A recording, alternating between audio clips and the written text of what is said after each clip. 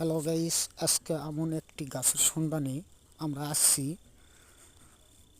এটা হলো দুপচাঁচিয়া থানা ভাতান্দা গ্রামে মিরাল। এই মিরালে আমরা আসছি একটা গাছের সন্ধানে। এখানে একটি গাছ রয়েছে এবং এই মিরাল জায়গাটা অনেক ভয়ানক।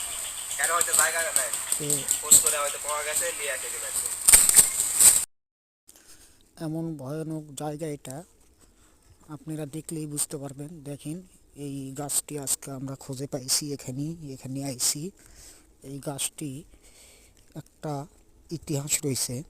ইতিহাসটা সত্য যুগে, সত্য আমলে ক্ষীর পাক করতো এখানে। এই ক্ষীর পাক করতে করতে রাত পুয়ে গেছে। পুয়ে যাওয়ার পরে ওই ক্ষীরটা ছিটে যাওয়ার পরে